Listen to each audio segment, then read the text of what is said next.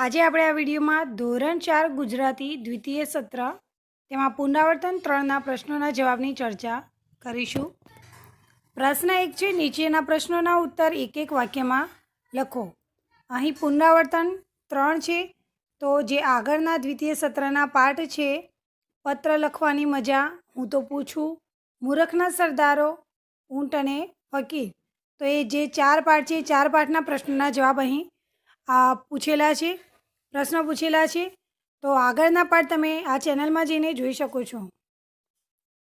પહેલો પ્રશ્ન છે, ફકીરે પોતાની કઈ ટેવને આધારે ઊંટનું વર્ણન કર્યું? તો ફકીરે પોતાની અવલોકન કરવાની ટેવને આધારે ઊંટનું વર્ણન કર્યું। બીજો પ્રશ્ન છે, કવિ આંખ વિશે શું વિચારે છે?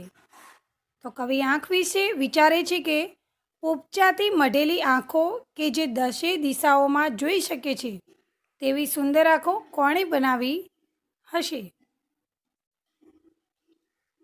ત્રીજો પ્રશ્ન છે, બાદશાહે બિરબલને કયું કામ સોંપ્યું? તો બાદશાહે બિરબલને 6 મૂરખના સરદાર એક અઠવાડિયામાં શોધી લાવવાનું કામ સોંપ્યું। અને ચોથો પ્રશ્ન છે, દિવાળીમાં શું ખાઈને મોજ કરવાની છે? તો દિવાળીમાં મીઠાઈ ખાઈને મોજ કરવાની છે। પ્રશ્ન 2, નીચેનો ફકરો ધ્યાનથી વાંચીને તેના પરથી નીચે આપેલા પ્રશ્નોના ઉત્તર લખો। અહીં તમારે આ જે ફકરો આપ્યો છે ફકરો વાંચવાનો છે અને ફકરા પરથી પ્રશ્નોના જવાબ આપવાના રહેશે। ફકરો તમારે વાંચી લેવાનો રહેશે। આપણે પ્રશ્નોના જવાબ જોઈએ। પહેલો પ્રશ્ન છે, કાજલ કોની સાથે અભ્યાસ કરતી હતી? તો અહીં તમે ફકરામાં જોઈ શકો છો કે એક દિવસ સંજય અને વેદાંત શાળાએ જઈ રહ્યા હતા। રસ્તામાં તેમની સાથે જ અભ્યાસ કરતી કાજલ, એટલે તેમની સાથે તો કોની સાથે? તો સંજય અને વેદાંત। તો અહીં આપણો જવાબ આવશે કાજલ સંજય અને વેદાંતની સાથે અભ્યાસ કરતી હતી। પ્રશ્નના જવાબ કોઈ તમને સીધી રીતે આપેલા હશે નહીં, તમારે થોડું તમારો બુદ્ધિનો ઉપયોગ કરી અને જવાબ શોધવાનો પ્રયત્ન કરવાનો રહેશે। બીજો પ્રશ્ન, સંજયને શાનો ડર હતો? તો અહીં તમે જોઈ શકો છો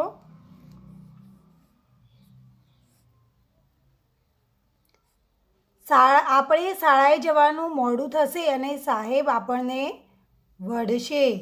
તો સંજયને શેનો ડર હતો? તો સંજયને શાળાએ જવાનું મોડું થશે અને સાહેબ વઢશે એ વાતનો ડર હતો। ત્રીજો પ્રશ્ન, વેદાંતે કાજલની સારવાર માટે શું કર્યું? તો અહીં વેદાંતે શું કર્યું હતું?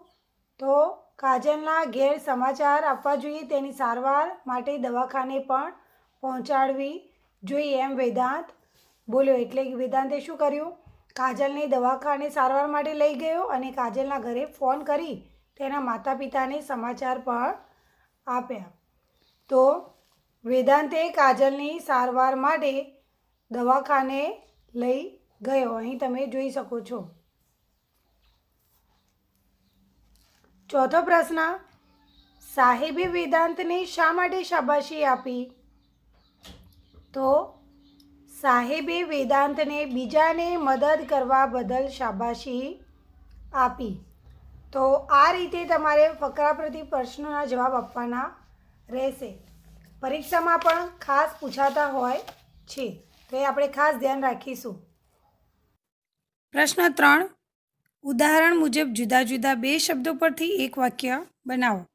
તો અહીં તમને 2 શબ્દો આપેલા હશે, તમારે વાક્ય 1 બનાવવાનું છે। એ વાક્યની અંદર એ બંને શબ્દોનો સમાવેશ થયેલો હોવો જોઈએ, એટલે કે બંને શબ્દો એ વાક્યમાં હોવા જોઈએ। બાકીના તમે ઘણા બધા કોઈ પણ શબ્દો મૂકી શકો છો, પરંતુ એ બંને શબ્દો તો એ વાક્યમાં હોવા જોઈએ। જેમ કે અહીં ઉદાહરણ આપેલું છે રાજા ફકીર, તો વાક્ય આપેલું છે રાજાનો હુકમ સાંભળી ફકીર ચાલતો થયો। તો અહીં તમે જોઈ શકો છો કે રાજા અને ફકીર એ બંને શબ્દો વાક્યમાં આવી ગયા છે। તો એ જ રીતે તમારે વાક્ય બનાવવાનું છે, આંબો કુંપળ, તો તમે એ બંને આંબો અને કુંપળ એ બંને શબ્દો એક વાક્યમાં આવવા જોઈએ એ રીતે વાક્ય બનાવવાનું છે. તમે ઘણા બધા વાક્યો બનાવી શકો છો. ઊંટે રસ્તાની એક બાજુ જ આંબાની કુંપળો ખાધી હતી. તો અહીં તમે જોઈ શકો છો વાક્યમાં આંબો અને કુંપળ બંને શબ્દ આવી ગયા છે. એ જ રીતે આંબાને ઘણી બધી કુંપળો આવી હતી અથવા તો આંબાને હજી સુધી કુંપળ આવી નથી. આંબાની કુંપળો ખૂબ જ ઊંચી હતી વગેરે વગેરે તમે વાક્યો ઘણા બધા બનાવી શકો છો. બીજો છે રાણી અને વીંટી. તો રાણીએ દરબારીને ઇનામમાં વીંટી આપી. તો રાણી અને વીંટી એ બંને શબ્દ વાક્યમાં આવી ગયા છે. આ ઉપરાંત રાણીએ હીરાની વીંટી પહેરી હતી. રાણીને વીંટી પહેરવાનો ખૂબ શોખ હતો. આ રીતે તમે બીજા વાક્યો પણ બનાવી શકો છો. શિક્ષક રિસેસ. તો વાક્ય શિક્ષક રિસેસમાં જમી રહ્યા હતા. તો અહીં શિક્ષક અને રિસેસ બંને શબ્દો એક જ વાક્યમાં આવી ગયા છે. આ ઉપરાંત શિક્ષક રિસેસમાં હજી ભણાવી રહ્યા હતા.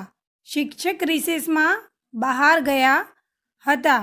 શાળામાં રિસેસ પડી ત્યારે શિક્ષક હાજર ન હતા વગેરે ઘણા બધા વાક્યો તમે બનાવી શકો છો. આ રીતે પરીક્ષામાં ખાસ પૂછાશે જ કે અમુક 2 શબ્દો અથવા 3 શબ્દો આપેલા હોય એનું એક વાક્ય બનાવવાનું રહેશે. તો આ રીતે યોગ્ય બંધ બેસતું અર્થપૂર્ણ વાક્ય બનાવવાનું છે. તો એ આપણે ખાસ ધ્યાન રાખીશું. પ્રશ્ન 4. નીચેના શબ્દોના સમાનાર્થી શબ્દો લખો. ઉદાહરણ અહીં આપેલું છે લાલચ, તો લોભ, લાલસા.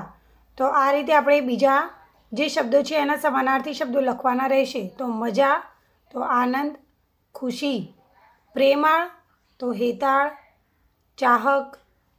યાદ, તો સ્મરણ, સ્મૃતિ એટલે પણ યાદ થાય. હાથ એટલે કર, હસ્ત. મહેનત, તો પુરુષાર્થ, પરિશ્રમ, ઉદ્યમ.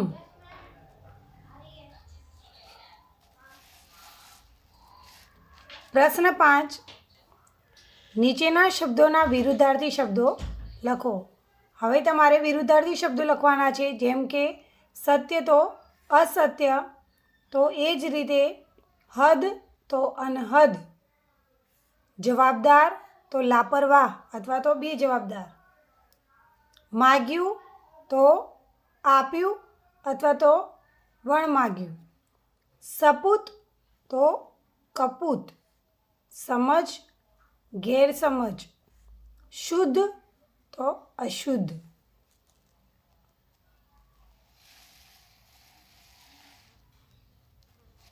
નીચેનો પત્ર વાંચો. અહીં આ પત્ર તમારે વાંચન કરવાનું છે અને પત્રની અંદર જે અધૂરી વિગતો છે પૂર્ણ કરવાની રહેશે. સૌપ્રથમ તો જે પત્ર લેખન કઈ રીતે કરવું એનો એક વિડીયો આ ચેનલમાં તમે જોઈ શકો છો. તો એ તમે જોઈ લેશો તો પત્ર લેખન પરીક્ષામાં ખાસ પૂછાશે. તો કઈ રીતે લખવું એ ધ્યાનમાં આવી જાય. અહીં આ પત્ર તમે વાંચી લેશો. એના પછી અહીં લખવાનું છે કે લિખિતન એટલે કે આ પત્ર કોણે લખ્યો છે. તો અહીં તમે જોઈ શકો છો કે કવિતા પટેલ. અને અહીં તમારે લખવાનું છે કે ઉપર આપેલો પત્ર ક્યાંથી લખાયો હશે તે વિશે વિચારીને પત્રનું સરનામું, તારીખ અને લિખિતનની વિગતો પૂર્ણ કરો. તો પત્રનું સરનામું તમને લખવાનું છે, પરંતુ અહીં તમે જોઈ શકો છો કે સરનામું તમને દેખાતું નથી. તો આપણે જ્યારે પત્ર વાંચીશું અહીં તમે જોઈ શકો છો આ સરનામે પત્ર લખજો. તો અહીં જે કવિતા છે એનું સરનામું એ કહે છે કે મારું સરનામું આ છે, તમે આ સરનામા ઉપર મને પત્ર લખજો. તો અહીં સરનામું આપેલું છે તો આપણે સરનામું લખીશું. સૌપ્રથમ સરનામાની અંદર નામ લખીશું કવિતા પટેલ. પછી અહીં સરનામું આપેલું છે જે સોસાયટી હોય, કોલોની હોય તે, અને ઘરનો નંબર તો 23 વિશ્વાસ કોલોની, કોલેજ પાસે હિંમતનગર, અને તારીખ. તો અહીં તારીખ પણ તમને આપેલી છે કે કઈ તારીખ છે. તો એ રીતે સરનામું જે આપેલું છે એ સરનામું અહીં આપણે લખવાનું છે.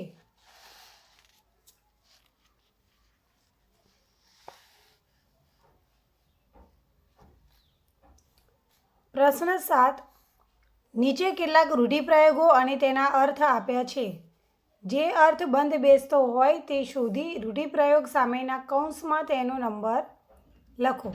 અહીં તમને રૂઢિપ્રયોગો આપ્યા છે, સામે એનો અર્થ લખવાનો રહેશે.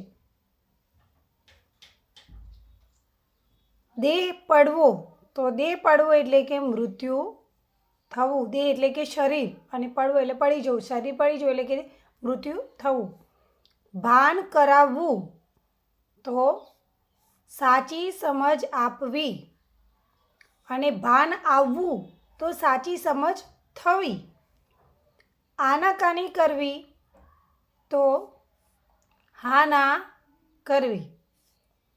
બોલ ઉપાડી લેવો, તો પડકાર ઝીલી લેવો એટલે કોઈએ કંઈ કહ્યું હોય તો એ ઝડપી લેવું, એ પ્રમાણે તરત જ કરવું. મમ્મીએ કહ્યું હોય કે અહીં ઘરની સાફસૂફી કરી દે, તો આપણે તરત જ સાફસૂફી કરવા મંડી પડીએ. તો બોલ ઉપાડી લેવો, તરત જ મમ્મીએ જે કહ્યું હોય તમે ઝીલી લો, એ પ્રમાણે કરો, તો એને પડકાર ઝીલી લેવો એમ કહેવાય. મૂર્ખના સરદાર હોવું, તો ભારે મૂર્ખ હોવું, ખૂબ જ મૂર્ખ હોવું. બાળમિત્રો, શરીરના અંગો જેવા કે માથું, પેટ, નાક વગેરેને લગતા પણ રૂઢિપ્રયોગો પ્રયોજાય છે. તો શિક્ષકની મદદથી તેની યાદી બનાવો અને અર્થ જાણો. રૂઢિપ્રયોગ અને તેનો અર્થ અહીં આપણે જોઈએ છીએ. માથું મારવું એટલે કે વચ્ચે બોલવું. નાક વાઢવું એટલે કે ઇજ્જત જવી. પેટ મોટું હોવું એટલે કે ખૂબ દિલદાર વ્યક્તિ હોવી. માથે ચારે હાથ હોવા એટલે કે રહેમ દ્રષ્ટિ હોવી. ભગવાનનો ઉપકાર હોવો, આશીર્વાદ હોવો. ઉડીને આંખે વળગવું એટલે કે તરત જ ધ્યાન પર આવવું. આ ઉપરાંત બીજા ઘણા બધા રૂઢિપ્રયોગો છે, જેમ કે આંખમાં પાણી આવવું એટલે કે રડવું. આંખમાંથી ભાલા કાઢવા એટલે કે કાતરિયા કાઢવા. કરડી નજરે જોવું. આંખે અંધારા આવવા એટલે કે ચક્કર આવવા. આંખે આવવું એટલે કે અદેખાઈ આવવી. આંખે ચઢવું એટલે કે અદેખાઈ થાય તેવી રીતે કોઈ બીજાને દેખાવવું. તો આ રીતે બીજા આંખ, કાન, નાક એ ઉપરથી ઘણા બધા રૂઢિપ્રયોગો છે. પ્રશ્ન 8. કૌંસમાંથી યોગ્ય પ્રત્યયમુખી ખાલી જગ્યા પૂરો. પ્રત્યય એટલે કે અહીં તમે જોઈ શકો છો કે જે, ના, ની, નું, નો, માંથી અને પણ, તો એ રીતે તમારે અહીં પ્રત્યય મૂકવાના છે. જે યોગ્ય પ્રત્યય આવે એ તમારે અહીં મૂકવાનો રહેશે. મારે મૂર્ખાઓને જોવા છે, તો અહીં ને આવશે. મારે મૂર્ખાઓને જોવા છે. મારે મૂર્ખાઓ નો જોવા છે આવશે નહીં. મારે મૂર્ખાઓ માંથી જોવા છે એમ પણ આવશે નહીં. મારે મૂર્ખાઓ ની જોવા છે એમ પણ આવશે નહીં. તો યોગ્ય બંધ બેસતો પ્રત્યય મૂકવાનો રહેશે. તમે વાક્ય વાંચશો તો પણ તમને ખબર પડી જશે કે ને આવશે. ઘોડે સવારે હાથથી ઘોડાની લગામ ઝાલી હતી. ફકીર વનવગડામાંથી પસાર થતા હતા. જમીન ઉપર ઊંટના પગલાં જોયા. સિંહ જંગલનો રાજા ગણાય છે. તો આ રીતે આપણે ખાલી જગ્યા પૂરીશું.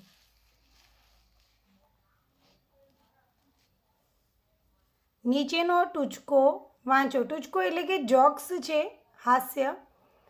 પપ્પા પ્રશ્ન પૂછે છે પિન્ટુને, પિન્ટુ તું અહીં વાડામાં ખાડો કેમ ખોદે છે?